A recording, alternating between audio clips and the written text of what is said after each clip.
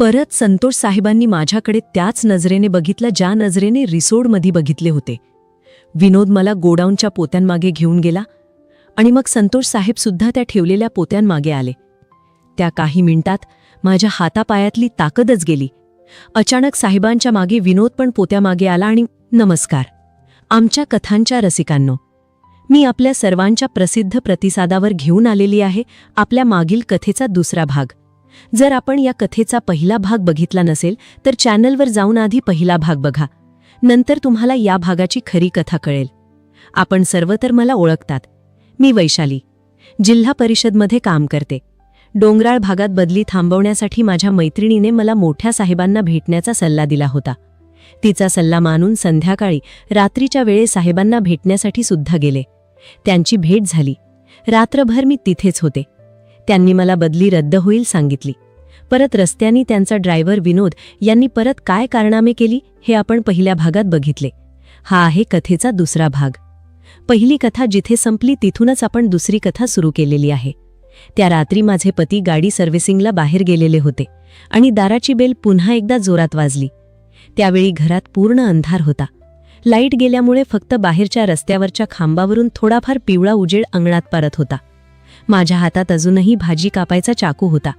तो मी अलगद स्वयंपाकघराच्या ओट्यावर ठेवला आणि सावकाश दाराकडे चालत गेले.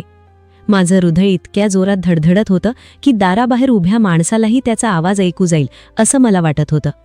कोण आहे? मी दाराआडूनच विचारलं. 2-3 सेकंड काहीच उत्तर आलं नाही. मी अजून दाराजवळ कान लावण्यासाठी पुढे झाले. पुन्हा बेल वाजली. मी दार थोडंसं उघडलं. समोर एक उंच माणूस उभा होता. डोक्यावर कॅप, चेहऱ्यावर मास्क आणि अंगावर काळं जॅकेट. अंधारामुळे त्याचा चेहरा स्पष्ट दिसत नव्हता. वैशाली मॅडम? त्याने शांत आवाजात विचारलं. माझ्या पायाखालची जमीन सरकली. मी म्हटलं हो, पण तुम्ही कोण? तो आजूबाजूला एकदा पाहू लागला. मग अगदी हळू आवाजात म्हणाला, इथे बोलणं बरोबर नाही. 2 मिनिटं बाहेर या. मी लगेच नकारार्थी मान हलवली. नाही, मला काही बोलायचं नाही. तुम्ही जा, नाहीतर मी माझ्या नवऱ्याला हाक मारेन. तो माणूस हसत म्हणाला, वैशाली, तुझा नवरा गाडी सर्व्हिसिंग करायला सर्व्हिस सेंटरवर गेलाय. तो घरी नाहीये, म्हणून खोटं बोलू नको. थोडा थांबला. मग त्याने खिशातून एक छोटंसं पांढरं पाकिट काढलं. हे तुमच्यासाठी आहे. फक्त एवढंच देऊन मी निघून जाईन. माझ्या मनात 100 विचार सुरू झाले. हा विनोदचा माणूस तर नसेल, की साहेबांनी पुन्हा कुणाला पाठवलं असेल, की पोलिसांकडून कोणी आलं असेल. मी दार पूर्ण उघडलं नाही, फक्त हात पुढे करून ते पाकिट घेतलं. तो वळला, 2 पावलं चालला आणि मागे न पाहताच म्हणाला, उद्या सकाळ होण्यापूर्वी हे वाचा, नाहीतर लई उशीर होईल. तो अंधारात नाहीसा झाला. मी काही क्षण दारातच उभी राहिले. हात थरथरत होते. घरात पुन्हा पूर्ण शांतता पसरली होती. इतक्यात माझ्या मोबाईलचा रिंगटोन वाजला. स्क्रीनवर नाव आलं, विनोद कॉलिंग. माझा श्वासच अडकला. मी कॉल उचलायची हिंमत करत नव्हती. फोन वाजतच राहिला. शेवटी बंद झाला. पण लगेच एक मेसेज आला, दारात आलेल्या माणसावर विश्वास ठेवू नकोस. तो तुला वाचवायला नाही, संपवायला आला आहे. तो मेसेज वाचताच माझ्या हातातून मोबाईल खाली पडला. क्षणभर मला काहीच सुचेनासं झालं. दार लावलं, कडी घातली आणि थेट हॉलमध्ये आले. माझी नजर पुन्हा त्या पांढऱ्या पाकिटावर गेली. मन दजावत नव्हतं, तरीही मी ते अलगद उघडलं. आत एक फोटो होता. फोटो पाहताच माझ्या अंगावर काटा आला. त्या फोटोमध्ये मी होते, माझा नवरा होता आणि आमच्या घरासमोर उभा असलेला तोच काळ्या कपड्यातला माणूस दुरून आमच्याकडे पाहत होता. फोटोच्या मागे फक्त एकच ओळ लिहिलेली होती, खेळ अजून संपलेला नाही, खरा खेळ आत्ता सुरू होतोय राणी. त्या क्षणी मला एक गोष्ट स्पष्ट झाली. मी पोलिसांकडे गेले होते, पण समोरचे लोक साधे नव्हते. माझ्या प्रत्येक हालचालीवर कोणाची तरी नजर होती. मी खिडकीचा पडदा हलकासा बाजूला केला. बाहेर रस्ता रिकामा होता, पण समोरच्या बंद दुकानाजवळ एक काळी कार उभी होती. त्या कारमध्ये कोण बसलं होतं हे मला दिसत नव्हतं. माझ्या मनात पुन्हा भीतीचं वादळ उठलं. मी भयंकर घाबरले होते. अंगाला थरथराट सुटला होता. कारण आयुष्यात पहिल्यांदाच या अशा गोष्टींच्या मी सामोरे जात होती. इतक्यात बाहेर उभी होती त्या गाडीचा दरवाजा उघडल्याचा आवाज आला आणि कोणीतरी आमच्या घराच्या दिशेने चालत येऊ लागलं. मी खिडकीच्या पडद्यामागून बाहेर डोकावतच उभी होते. माझा श्वास अजूनही धापा टाकत होता. समोर उभी असलेल्या काळ्या गाडीचं दार हळूच उघडलं आणि एक माणूस खाली उतरला. अंधारामुळे त्याचा चेहरा स्पष्ट दिसत नव्हता. तो सावकाश आमच्या घराकडे चालत येत होता. माझे हात थरथरत होते. मी पटकन हॉलमधले सगळे लाईट चालू आहेत ना ते पाहिलं. कारण लाईट आधीच गेलेली होती, त्यामुळे घर पूर्ण काळोखात होतं. मी दारापासून 2 पावलं मागे सरकले. तेवढ्यात पुन्हा बेल वाजली. यावेळी मात्र सलग 2दा. माझ्या अन्नावर काटा आला. कोण आहे? मी पुन्हा विचारलं. बाहेरून आवाज आला. घाबरू नको, मला फक्त 2 मिनिटं बोलायचं आहे. तो आवाज आधीच्या माणसासारखाच वाटत होता. मी काहीच उत्तर दिलं नाही. तेवढ्यात माझा मोबाईल पुन्हा वाजला. पाहिलं, स्क्रीनवर पुन्हा एकदा विनोदचं नाव दिसलं. यावेळी मी फोन उचलला. हॅलो. माझा आवाज थरथरत होता. समोरून विनोद हसल्याचा आवाज आला. दार उघडू नकोस. मी क्षणभर गप्प राहिलं. तो पुढे म्हणाला, जो बाहेर उभा आहे ना, तो स्वतःला तुझी मदत करेल म्हणेल. पण त्याच्यावर विश्वास ठेवलास तर उद्याचा सूर्योदय बघशील की नाही सांगता येत नाही. तुला कसं माहीत तो कोण आहे? मी विचारलं. विनोद काही क्षण शांत राहिला. म्हणाला, कारण आम्ही त्याच्यावरही लक्ष ठेवून आहोत. माझ्या अंगातून सर्रकन थंडी गेली. आम्ही म्हणजे कोण? मी विचारलं. तो मोठ्याने हसला. तुला अजूनही वाटतंय की या खेळात फक्त मी आणि साहेब आहोत? त्याचं तोंडून हे ऐकून माझ्या तोंडून शब्दच निघत नव्हते. वैशाली, तुला एक गोष्ट अजून माहीत नाही. ज्यांच्याकडे तू तक्रार केली आहेस त्यांच्यापर्यंत ती माहिती पोचायला किती वेळ लागतो असं तुला वाटतं? माझ्या हातातला फोन घामाने निसटत होता. तू काय बोलतोयस? मी काही बोलत नाही, फक्त सावध करतोय. उद्या सकाळपर्यंत तुझ्याकडे वेळ आहे. इतकं बोलून त्याने फोन कट केला. मी काही मिनिटं जागेवरच उभी राहिले. दाराबाहेर गल्लीत परत सगळं सामसूम झालं होतं. हिम्मत करून मी खिडकीतून बाहेर पाहिलं. आत्तापर्यंत दारात उभा असलेला माणूस दिसत नव्हता, पण काळी गाडी अजूनही तिथेच उभी होती. अचानक मागच्या खोलीत काहीतरी पडल्याचा आवाज आला. धाड. माझा जीव घशात आला. अजून मला त्या एका रात्रीची शिक्षा किती भेटणार होती? घरात तर मी एकटीच होते. मी हळूहळू मागच्या खोलीकडे गेले. दरवाजा अर्धावट उघडा होता. आत डोकावलं. खिडकी उघडी होती. वाऱ्यामुळे पडदा जोरात हलत होता. खिडकीजवळ जमिनीवर एक छोटंसं पेनड्राईव्ह पडलेलं होतं. मी ते उचललं. त्यावर लाल रंगाच्या मार्करने फक्त एक शब्द लिहिला होता, वैशाली. माझं डोकं भिनभिन आलं. डोक्यात सवाल फिरू लागले. हे पेनड्राईव्ह घरात आलं कसं? कोण टाकलं? आणि त्यात काय असणार? मी ते हातात धरून बराच वेळ विचार करत बसली. तेवढ्यात माझ्या नवऱ्याचा फोन आला. वैशाली, मी अजून सर्व्हिस सेंटरमध्ये आहे. आज इथे जरा जास्तच गाड्या आहेत म्हणून थोडा उशीर होईल. कोणीही आलं तरी तू दार उघडू नकोस. हो, तुम्ही पण काळजी घ्या आणि सावकाश या. एवढंच माझ्या तोंडून निघालं. फोन ठेवला, पण माझं लक्ष पुन्हा त्या पेनड्राईव्हकडे गेलं. माझ्याकडे यांचा जुना लॅपटॉप होता. तो मी कपाटातून काढला. हात थरथरत असतानाच पेनड्राईव्ह लावलं. स्क्रीनवर फक्त एकच व्हिडिओ दिसत होता. मी प्ले बटन दाबलं. व्हिडिओ सुरू झाला. पहिल्याच फ्रेममध्ये संतोष साहेब त्यांच्या केबिनमध्ये बसलेले दिसले. समोर आणखी 3 अनोळखी माणसं बसली होती आणि त्यांच्या आपापसात बोलण्यातला पहिला शब्द ऐकताच माझ्या पायाखालची जमीन सरकली. पुढची शिकार तयार आहे का? माझे हात अजूनही थरथरत होते. लॅपटॉपच्या स्क्रीनवर तो व्हिडिओ थांबलेला होता. मला तो पुढे पाहायचीही हिंमत होत नव्हती. पण एक गोष्ट मात्र स्पष्ट झाली होती. मी ज्या लोकांविरुद्ध तक्रार केली होती ते साधे सरकारी अधिकारी नव्हते. त्यांच्या मागे खूप मोठं जाळं होतं. मी लॅपटॉप बंद करणार इतक्यात घराबाहेर जोरात ब्रेक लागल्याचा आवाज आला. मी परत खिडकीतून डोकावून पाहिलं. बाहेर एक पांढरी बोलेरो उभी होती. गाडीतून 3 माणसं उतरली. त्यांच्या चेहऱ्यावर मास्क होते. माझ्या छातीत धडधड सुरू झाली. मी लगेच मोबाईल हातात घेतला आणि माझ्या नवऱ्याला फोन लावला. रिंग जात होती. पण त्यांनी फोन उचलला नाही. तेवढ्यात दारावर जोरात ठोका पडला. वैशाली, दार उघडा. मी काहीच उत्तर दिलं नाही. परत दार आणखी जोरात वाजलं. दार हादरलं. दार उघडा, नाहीतर आम्ही आत येतो. मी घाबरून थेट मागच्या खोलीत गेली. पोलिसांना फोन लावण्यासाठी मोबाईल उचलला, पण आतल्या खोलीत नेटवर्कच नव्हतं. माझ्या हातापायातली ताकदच गेली. अचानक पुढच्या दारावर मोठा आवाज झाला. दार तुटल्याचा आवाज. मी मागच्या दरवाजातून बाहेर पळायचा प्रयत्न केला, पण अंगणात पोहोचताच 2 माणसं समोर आली. त्यांनी माझा रस्ता अडवला. आमच्यासोबत शांतपणे चला. मी कुठेही येणार नाही. मी मागे सरकले. त्यातील एकाने शांत आवाजात म्हटलं, आम्हाला गोंधळ नको आहे. तुझ्या मुलांसमोर काही घडू नये एवढाच बघ. माझ्या मुलांचं नाव ऐकताच मी जागच्या जागीच थांबले. माझ्या डोळ्यात पाणी आलं. त्यांना माझ्या घराबद्दलही माहिती होती, माझ्या मुलांबद्दलही माहिती होती. म्हणजे ते कित्येक दिवस माझ्यावर लक्ष ठेवून होते. मी काहीच बोलले नाही. त्यांनी मला गाडीत बसवलं.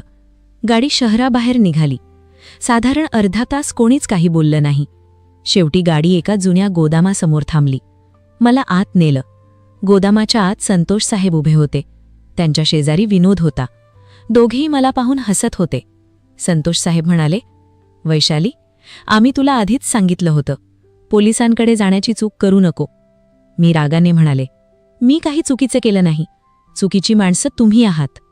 माझं वाक्य पूर्ण होण्याआधी विनोद पुढे आला. आवाज खाली कर असं म्हणत त्याने टेबलावर एक फाईल फेकली. त्या फाईलमध्ये अनेक महिलांचे फोटो होते. काही अर्ज, काही बदलीचे आदेश, काही तक्रारी आणि काही कागदांवर मोठ्या अधिकाऱ्यांच्या सह्या होत्या. माझे डोळे विस्फारले. मी एक एक फोटो पाहू लागले. त्या सगळ्या महिला वेगवेगळ्या तालुक्यांमधल्या होत्या. कोणी शिक्षिका, कोणी परिचारिका, कोणी लिपिक, कोणी चपराशी, माझ्यासारख्याच. संतोष साहेब शांतपणे म्हणाले, तुला वाटत होतं ना तू एकटी आहेस? मी गप्पच त्यांचं सगळं बोलून ऐकत होते. ते पुढे म्हणाले, ही फक्त तुझी गोष्ट नाही. अनेक वर्षांपासून हे असंच चालत आलं आहे. माझ्या अंगावर काटा आला. मला समजलं मी एका माणसाविरुद्ध नाही, तर पूर्ण रॅकेट विरुद्ध उभी राहिले होते. विनोद माझ्यासमोर आला. त्याने टेबलावर एक कागद ठेवला. ही तक्रार मागे घे. तू एकटी नाहीस. ई बाई किती आहे तशा. आणि तुला काय वाटतं, तू तुझी बदली थांबवायला साहेबांकडे आली होतीस असं नाही. साहेबांनी तुला एकदा बाजारात खरेदी करताना पाहिलं होतं, तेव्हाच तू त्यांच्या नजरेत भरली होतीस. मग हे तुझी जानकारी काढली आणि तुझी बदलीची ऑर्डर देऊन साहेबांची भेट करून दिली. हे ऐकल्यानंतर मात्र मला राग आला. मी कागदाकडे पाहिलं, मग त्याच्याकडे. नाही, तो हसला. विचार करून उत्तर दे. माझ्यासमोर पुन्हा माझ्या कुटुंबाचे फोटो ठेवण्यात आले. माझ्या नवऱ्याचा, माझ्या मुलीचा, माझ्या मुलाचा. तेव्हा मला स्वतःची नाही तर त्यांच्या सुरक्षिततेची जास्त भीती वाटू लागली. आणि मला पहिल्यांदाच जाणवलं, काही पण होऊ दे, पण आता हार मानायची नाही.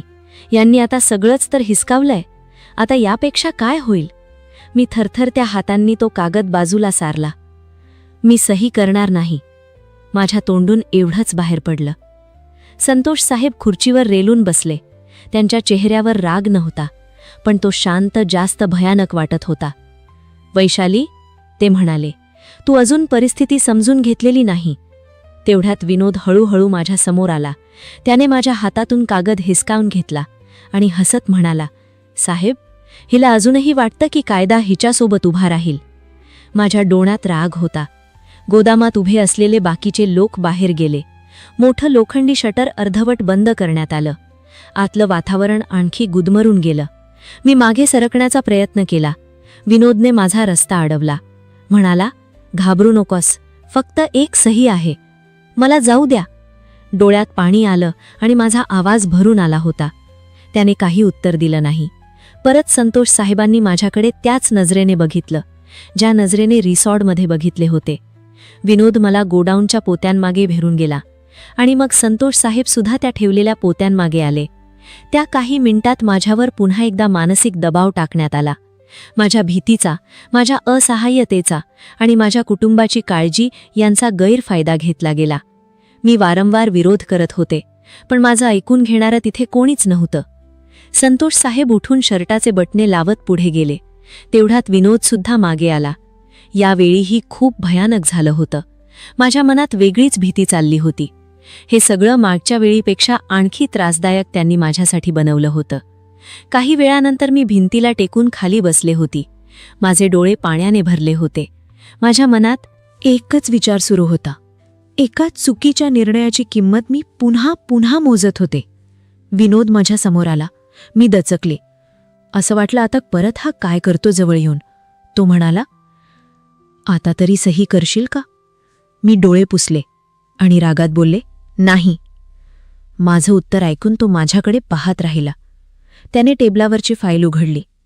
आत अजून काही फोटो होते, पण यावेळी ते माझे नव्हते. त्या सगळ्या वेगवेगळ्या महिलांचे होते.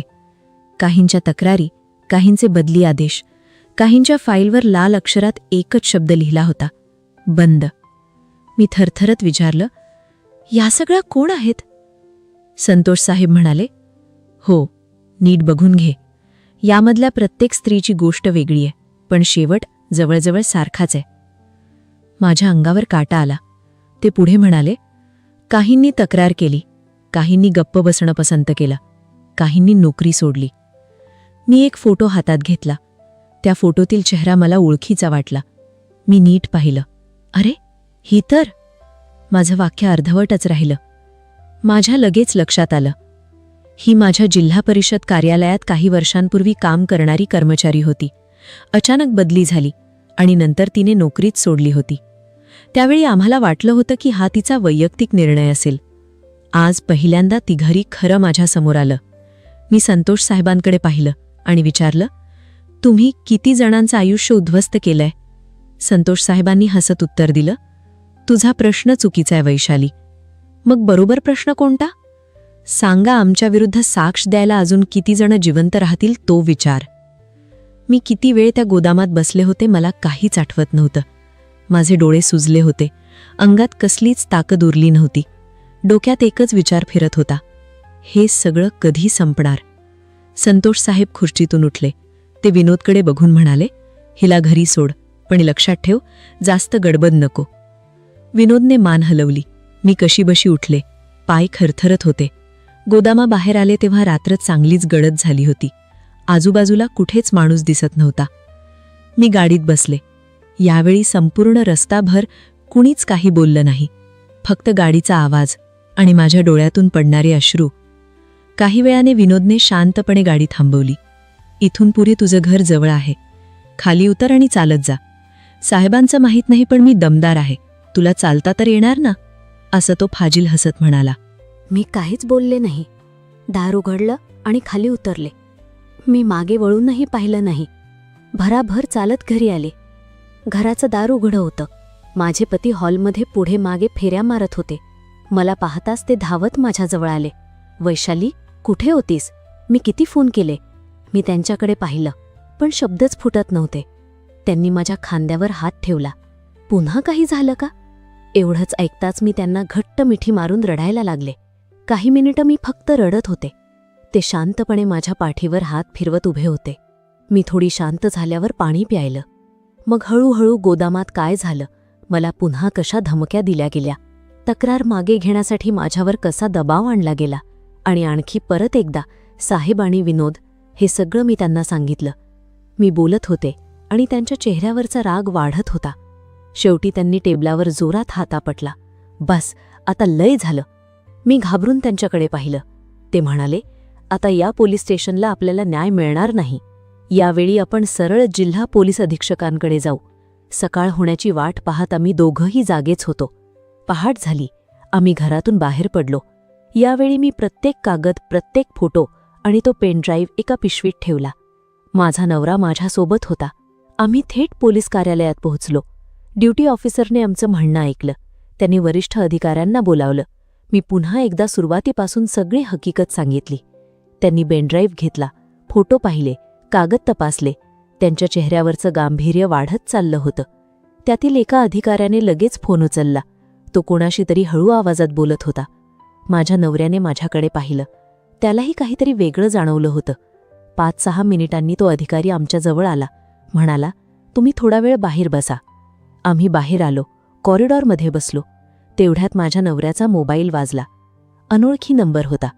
त्यांनी स्पीकर लावला. समोरून एक थंड आवाज आला, पुरावे घेऊन पोलिसांकडे जाण्याची चूक केलीत. आम्ही दोघंही गप्प बसलो. तो पुढे म्हणाला, तुम्ही ज्या ऑफिसमध्ये बसला आहात ना, तिथेही आमचे लोक आहेत. फोन लगेच कट झाला. माझ्या नवऱ्याने माझ्याकडे पाहिलं. माझ्या हातातून ती पुराव्यांची पिशवी खाली पडली. तेव्हा मला समजलं, आपण ज्या लोकांविरुद्ध लढत होतो त्यांची पोहोच खूप मोठी होती. तो फोन आल्यावर माझ्या आणि माझ्या नवऱ्याच्या पायाखालची जमीनच सरकली होती. पोलिसांच्या इमारतीत बसलो असतानाच आम्हाला धमकी आली होती. म्हणजे आमच्याबद्दलची माहिती कुठून तरी बाहेर जात होती. माझे पती माझ्याकडे पाहून म्हणाले. थोड्या वेळानं एक मोठे पोलीस अधिकारी आम्हाला त्यांच्या केबिनमध्ये घेऊन गेले. त्यांनी शांतपणे आमचं पूर्ण बोलणं ऐकलं. आम्ही आणलेले फोटो, कागदपत्र आणि पेनड्राईव्ह त्यांनी स्वतः तपासला. व्हिडिओ पाहिल्यानंतर ते म्हणाले, हे प्रकरण खूप गंभीर आहे, पण आता तुम्ही दोघं काळजी करू नका. पुढचं काम आम्ही करतो. तुम्ही खूप हिंमत दाखवते. तुमच्यावर एवढा अन्याय झाल्यावर तुम्ही इथपर्यंत आलाय. मी पहिल्यांदाच एखाद्या अधिकाऱ्याच्या आवाजात प्रामाणिकपणा ऐकत होते. त्यांनी लगेच वेगवेगळ्या पथकांना सूचना दिल्या. कोणालाही आधी माहिती न देता गुप्त तपास सुरू झाला. पुढचे 2 दिवस आम्ही घराबाहेर फारसं पडलो नाही. पोलिसांनीही आम्हाला सावध राहायला सांगितलं होतं. 3ऱ्या दिवशी सकाळी अचानक माझ्या मोबाईलवर बातम्यांचा संदेश आला. मी टीव्ही लावला. स्क्रीनवर एकच बातमी झळकत होती. जिल्हा परिषदेतील बदली लॅकेटचा पर्दाफाश. बातम्यांमध्ये संतोष साहेबांना पोलिसांनी ताब्यात घेतल्याचं दाखवत होते. त्यांच्या कार्यालयातून अनेक फाईल्स, पैसे आणि महत्त्वाचे पुरावे जप्त करण्यात आले होते. विनोदलाही त्याच दिवशी अटक झाली होती. तपासात आणखी काही लोकांची नावं समोर आली. अनेक वर्षांपासून सुरू असलेलं ते संपूर्ण जाळं उघड होऊ लागलं. काही दिवसांनी मला पुन्हा पोलिसांकडून बोलावणं आलं. आम्हाला कोर्टात सुद्धा बोलावलं आणि मी कोर्टात जाऊन माझी गवाही दिली. माझ्यासारख्या आणखी काही महिलांनीही पुढे येऊन त्यांच्यासोबत बदलीसाठी काय घडलं हे सांगितले. त्यांच्या गवाहीमुळे केस आणखी मजबूत झाली. काही महिन्यांनी न्यायालयात सुनावणी सुरू झाली. सर्व पुरावे, कागदपत्र आणि साक्षीदार यांच्यासमोर खरं लतवणं शक्य नव्हतं. शेवटी कोर्टातून दोषींना शिक्षा सुनावली. त्या दिवशी कोर्टाच्या बाहेर उभी असताना मनात समाधान होतं. माझे पती माझ्या शेजारी उभे होते. घरी परतल्यावर माझी मुलगी धावत आली आणि माझ्या गळ्यात पडली. या घटनेनं माझ्या आयुष्यात खोल जखमा केल्या. काही आठवणी कधीच विसरता येणार नाहीत. पण एक गोष्ट मी शिकले, अन्याय सहन करत राहिलो तर तो वाढत जातो, पण योग्य वेळी आवाज उठवला तर उशिरा का होईना न्याय मिळू शकतो. आजही मी जिल्हा परिषदेत काम करते. लोक मला विचारतात, एवढं सगळं झाल्यावर तू पुन्हा नोकरी कशी करतेस? तेव्हा मी फक्त गप्प असते. माझी बदलीही रद्द झाली आणि मला माझ्या कुटुंबासोबत राहता आलं. माझी ही गोष्ट इथे संपते, पण माझ्यासारख्या अनेक महिलांना पुन्हा अशी वेळ कधीच येऊ नये हीच देवाकडे प्रार्थना. आणि तुम्ही स्वतः कमेंट केल्याशिवाय जाऊ नका. आणि कथा आवडली असेल तर लाईक करून आपल्या चॅनलला सबस्क्राईब करा. तुमच्या एका सबस्क्राईबमुळे मी आणखीन शकत आहे तुमच्यासाठी घेऊन येत राहू शकते.